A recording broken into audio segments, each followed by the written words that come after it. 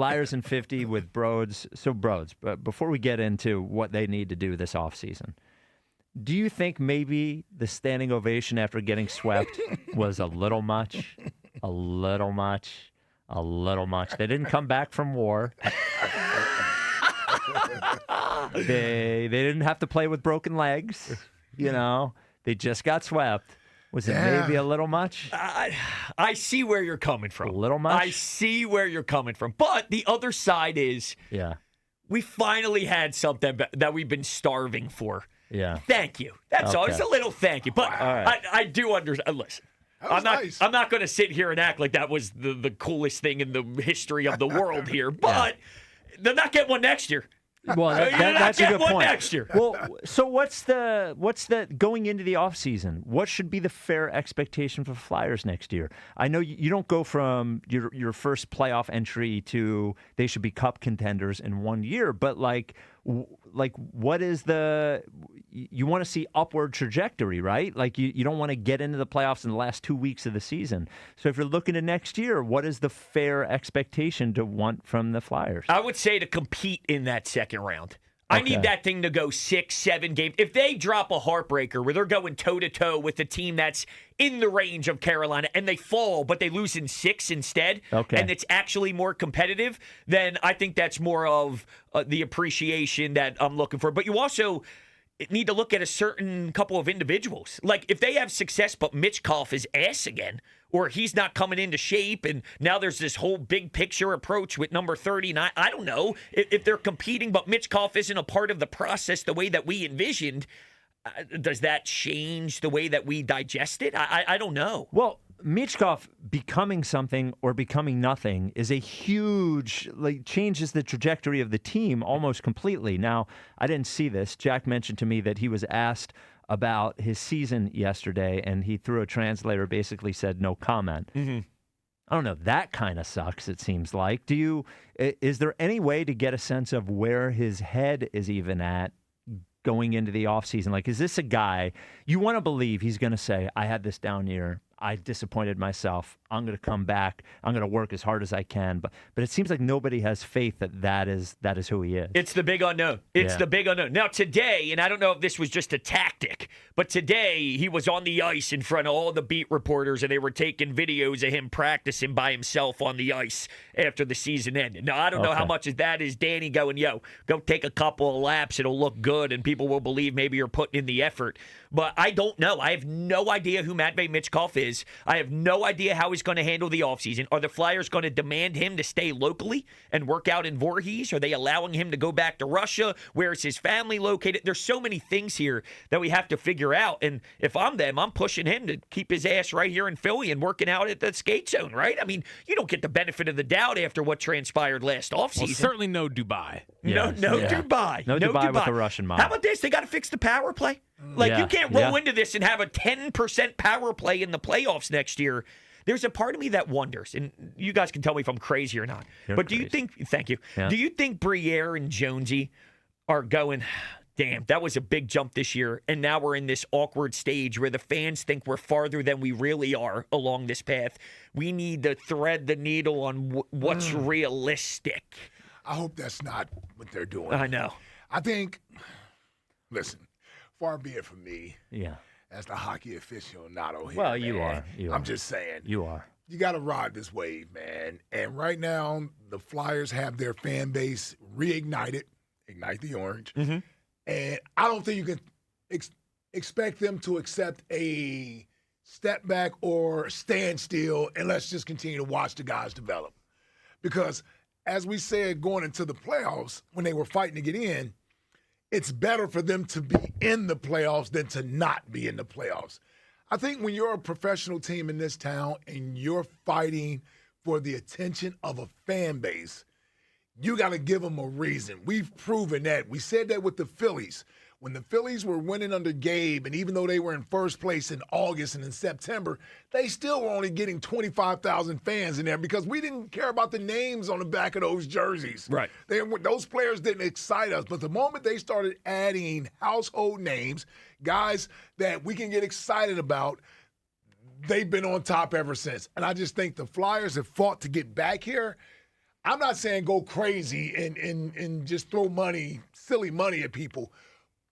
But I do think if there's something they could do that could add to what they have, that'll at least keep the excitement there, that's the way to go. It's possible. I mean, Austin they Matthews. have a bunch of cap space, too, Yeah, right? yeah. It's just not the sexiest market in the world because once Right. the NHL announced what the salary cap was going to be for the next X amount of years, people jumped on some of their free agents and re-signed them.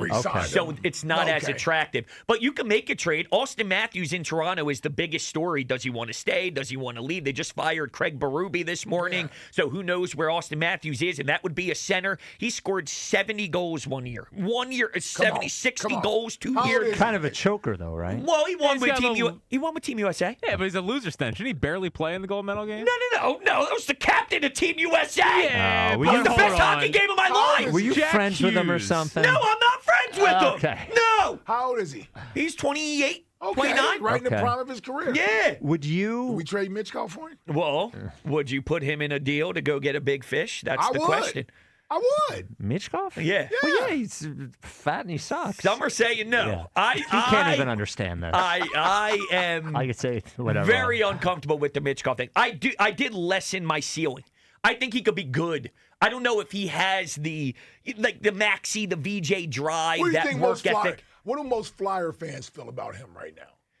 They are blinded by what they were sold early on. They're I think. still in. Protective. Yeah. Okay. They're protective. Okay. It's a good word to use. Okay. Yeah. So would you? Okay. That's why we're here, bros. Well, now that matters. Yeah. Because you don't want to upset the fan base by trading off a young player. Well, if If you you go get get Austin somebody Matthews. good. Why? Listen, I agree. Yeah. Well, I it's agree. it's Listen, kind of you're talking to 50-50. somebody who was trying to trade Edgecombe for Yes, Giannis. Yes. So, Well, I would say it's 50-50. There's people who are going obnoxious the other way, saying Michkov stinks, Tocchet was right, bench him all the time. And then there's the crowd that says, yo, Michkov deserves more time to blossom. So Dan Vladař, they sent him 2-year deal. He's got 1 more year left. Did you see enough after 1 year to go and sign him to an extension this offseason, or do you make him prove it that he's good another year before you give him a bunch of money? I would probably give him some money and extend him. I thought he was that good. And I don't know what else you have. I mean, we're talking about these young Russians, Zavargin. I don't even know if I'm pronouncing his name right. He's one of the deep prospects that got moved around a little bit. And there's a kid in Lehigh, but that was too good. That was too good. Now, what if this is him and you don't re-sign him, and then now we're doing the whole you don't have a goalie thing again, Ike? So here's the thing. Okay. Big bro here. Mm-hmm. Make him wait. Yes. Wow. Make him Make earn him it. wait. Look what we got out of Schwarber last year. Spike's right. Contract year. Let He's him play. right. Let him. The worst case is he plays great and you give him a bunch of money. Yeah. Oh no. He's right. Yeah. He's right. Okay. You can talk me into it. Yeah. You can talk me Listen, into it. You can talk me He into did it. it with Schwarber, and he was right. Like you want to do it. I think it's okay to do it. Well, the contracts we He got to wanted look to do for. it. He wants to do it with our quarterback. Oh, Jalen. Yes, Jalen's the man. Jalen's the man. Look, when you lose in that situation, it's when the player plays great and you give him money. Oh, Kyle That's a Schwarber win-win, would have yeah. cost us an extra 1 year or Yep. $5 million a year, and we got 60 or 58 home runs or whatever we got out of him last year. Yeah. Make him earn it. I could get behind that. You got to look for the Zegras extension that's going to be coming in. I'm fascinated to see the number on that. And Jamie Drysdale. I think those two are going to be some of these restricted free agents that are going to continue to stay here. So what do those numbers look like?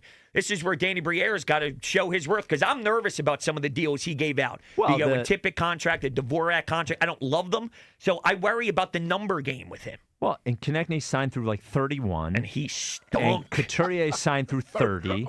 And Cam York is signed through like 31.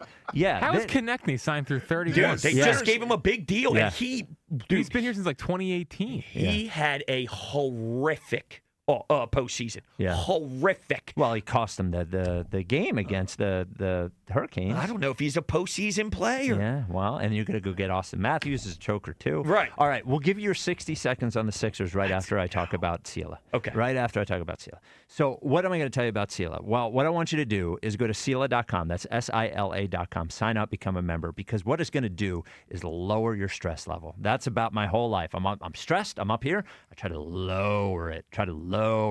So how it lowers it for me is I know I got a guy for HVAC, for electrical, for plumbing, whatever. If there's a problem, 24/7 emergency service with Sela if you sign up and become a member. So, it's the middle of January. It's 8 degrees. Your heat goes. You call Sela. They come out that day. You get a 12-month no-breakdown guarantee or your money back. You get them coming out annually, making sure the AC is working right, making sure the heat is working right.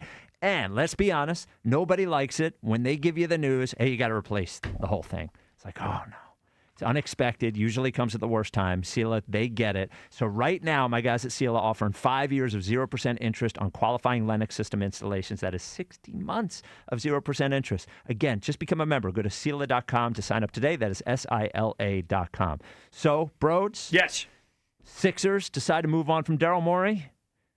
Your thoughts? I think it needed to be done. I actually do think, though, that he's way better than what a lot of fans say he is. Sort of like, okay, everybody's got different stops throughout their journey. If you ask someone in Vancouver how Rick Tocchet is, they're going to say he's awful and he's terrible. Right. You ask a Flyers fan right now how Rick Tocchet is, you're going to say that guy should have been in conversation for Coach of the Year. Right. I think Daryl Morey was, and he took the job, but when he first got here, it was a sloppy mess. And I don't think many people could have maneuvered around the Al Horford stuff. Who was the Miami guard? Josh Richardson? Josh Richardson. Right, and I thought he would be a lot better with the ball in his hands anyway. But regardless, he came in, it was messy. It's time for something new, but I also think he's a good executive, but it's just time for something fresh. Is that fair? You know what? That's fine. See, I'm a good Sixers guy. That's fine. Thank you. Now, I think they're going to regret it, but maybe they find a diamond in the rough. Maybe they find, a hot shot young guy. It's going to be the one thing that Aaron in San Diego said that was correct the next year or two. Probably going to be hard to navigate for whoever comes in. That I don't think that there's a general manager somewhere that's going to come in and go, you know what? I found the 33rd NBA team that actually wants Joel Embiid, and they're actually going to give you a first-round pick. Right. So I don't think that's going to happen. I think it's going to be dark for a little while, but I'm hopeful. I'm hopeful. I think Bob Myers is certainly qualified to go find someone, but I am skeptical, and I think it's worth noting. Because everybody ties Morey to me. They're like, oh, he comes on your podcast, blah, blah. I wanted Daryl Morey before he even got here. Like, for me, them hiring Daryl Morey was a dream. Like, he was the executive I wanted. I think he is a smart guy. But I understand your position. Yeah, it wasn't a bad hire. When his name hit the market that year, every single NBA team assesses their front office. Sure. And says, is it a calculated risk to go after him? He's that type of presence. Now, Jolly would argue he hasn't won anything, this, that, and the third. Yeah. Listen, he's definitely that type of presence where you monitor every time he's available. It just didn't work here, and it sucks. But we had some good opportunities. The team just unfortunately failed when they were more well-equipped than they are now. Well, I'm going to go the two opportunities we will always think about. One, choking against the Hawks. Two, choking against the Celtics. Yeah. Those are the two. This one, they weren't winning anything. The first year with Harden, okay, fine, whatever. Mm-hmm. It is the second year with Harden and the final year with Ben. Those two and even the Raptors series, that team wasn't ready. That's fine. But the Hawks series where they choked, and Joel choked too. Ben choked, but Joel choked too. And then Joel and Harden choking against the Celtics. Those are the two that will haunt us. I'm rooting for Harden. You guys, Tobias, what are you going with here? I'm rooting that they both lose. Yeah. So you want the Knicks to go? Oh, no, I also don't want the Knicks to go. Well, that's the problem, because there's only 3 teams left. Well, I'm with the Spurs. I'm rooting for the Thunder. Well, I'm talking Eastern Conference. Don't care. Don't care. Well, who's going to face OKC? I don't care. Well, it doesn't matter. I'm going James Harden. I'm rooting for James. I didn't root for James when he was here. He doesn't like here. Why? He gave us a couple 40-point performances there. Loser. Well, nah, he doesn't like him because Morey said that he's the best scorer, scorer than Kobe. Best scorer of all time. Ever. He said ever. Well, the numbers support it. That's right. That's why you just can't look at numbers. Right. I'm rooting for OKC because everybody hates them now. And also, I'm cheering for McCain. I hate Wemby. I hate the Knicks. Yeah. I hate Tobias. I hate Harden. Yeah. I'm a Thunder guy. That Tobias Game 7 game just pissed me off. Oh, he was acting like, he was Jordan in his prime making those buckets. It's a playing team. He scored 0 points. It's a playing team. In his final playoff game here. You guys can hang on to that final playoff game all you want. I will. He's right now playing big-time minutes and coming up big. Those are facts. It's a fact that he didn't score anything in the Sixers game. He sucked. Yeah. But now that has nothing to do with what he's doing right now. Disgusting. Go read a book. Put on a headband. Yeah. All right. Now, can I ask you this? Now that Sure. our Flyers I'm in an 50. all-star. Yeah. Also, I'm a sharpshooter. I don't know if you remember that. I'm a sharpshooter. What? That was the worst. Yeah. Okay. So that was a fun ride. But now do I have to go back to 50 seconds of screaming obnoxiously? Well, what's the movement of Flyers? You know what I'm going to miss? You know what I'm going to miss? How does this affect me? You know what I'm going to miss? Me. I'm going to miss the Monday text from Jack. Hey, you want to jump on at 4 just to give us 10 minutes? Of course Well, I that's do. not going to happen. Well, why don't we do a little Brodes bouncing? Yeah. Hey, it's Monday. We're doing a Brodes bouncing. All Don't right. worry, dude. We got stuff coming up with you. You got something to take care of. Yeah, you got a tattoo to take care of, I'm good. and then we got your show to take care of. Okay. So we want to do your tattoo right before training camp, so we can get a picture to Elliot, and Elliot can show Jalen, and we can get Jalen's reaction. That's amazing. I'm sure he's Yes. going to laugh and be all jokey about it. Yeah, that's how he is. Yeah, That's some how are he saying is. big personality. One of the Yes, fellas. yeah. Big personality. And then we have to get your show scheduled in. So we were looking at, for your 4 hours here, we're looking at, we went through the schedule. We're looking at like February 2028. Yo, you get the hell out of here with that BS. No one gave me Get the hell. No one gave me a time. I need. No, this is why I was going to bring in Joe DeCamera. That's why I was bringing in lawyer DeCamera. I will say this. We will have it scheduled by this time next week. Okay. Does that work? That works. Okay. That And then works. we'll talk to Megan, and we'll get your tattoo scheduled at the same time. Beautiful. All right. You Thank guys are the bros. best. Thank you, bro.